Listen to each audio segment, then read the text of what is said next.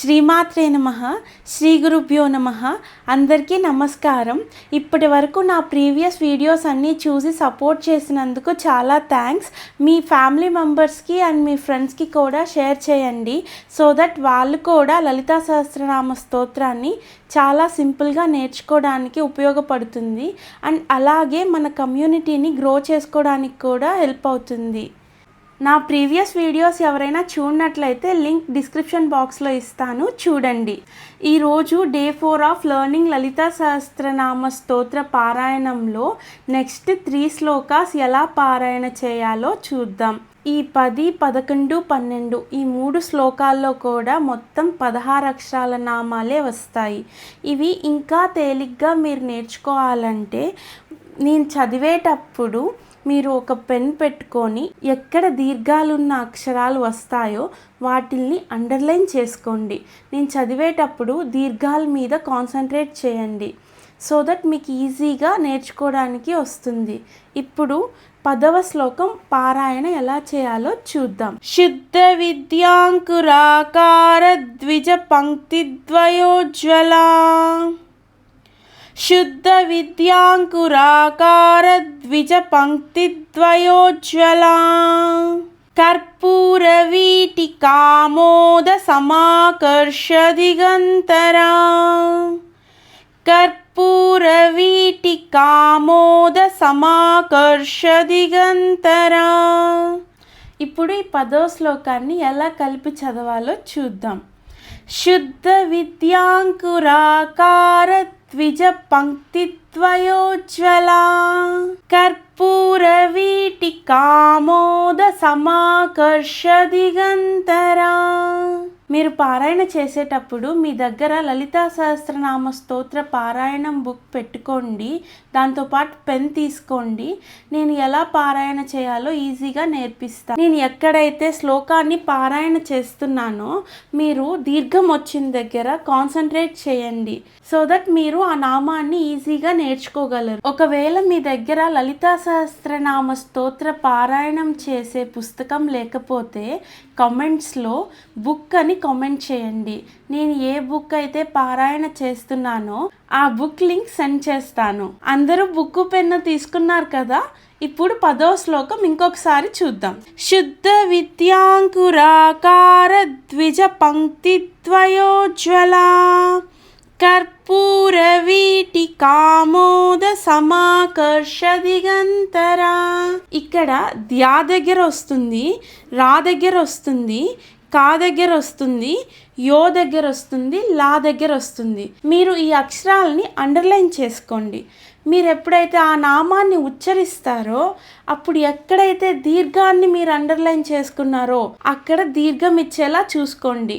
మిగిలింది దీర్ఘం లేకుండా ఒత్తులు చూసుకొని కలిపి చదవండి. మిగతా అక్షరాలన్నీ 2-3 సార్లు చదవండి. ఒకవేళ మీకు కష్టంగా ఉంటే ఏ నామం అయితే మీకు కష్టంగా అనిపిస్తుందో ఆ నామాన్ని నాకు కామెంట్ చేయండి, నేను చెప్తాను. ఇప్పుడు 11వ శ్లోకం ఎలా పారాయణ చేయాలో చూద్దాం. ఈ 11వ శ్లోకంలో కూడా 16 అక్షరాల నామాలే ఉన్నాయి. అందరూ 16 అక్షరాల నామాలు చాలా కష్టం అనుకుంటారు. కానీ ఈ 16 అక్షరాల నామం మీద పట్టు సాధిస్తే ఆల్మోస్ట్ మనకి లలితా సహస్రనామ స్తోత్రం వచ్చేసినట్లే.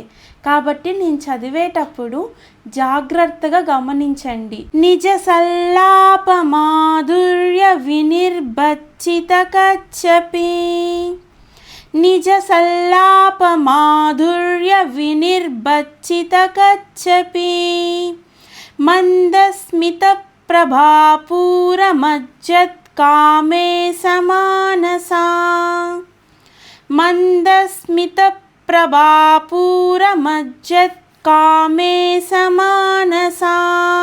ఇప్పుడు ఎలా కలిపి చదవాలో చూద్దాం.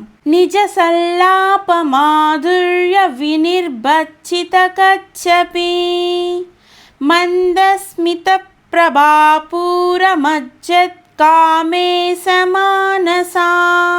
ఇప్పుడు 12వ శ్లోకం ఎలా పారాయణ చేయాలో చూద్దాం. అనాకలిత సాదృశ్య చుబుక శ్రీ విరాజిత అనాకలిత సాదృశ్య చుబుక శ్రీ విరాజితా కామే సబద్ధ మాంగళ్య సూత్ర శోభిత కందరా కామే సబద్ధ మాంగళ్య సూత్ర శోభిత కందరా.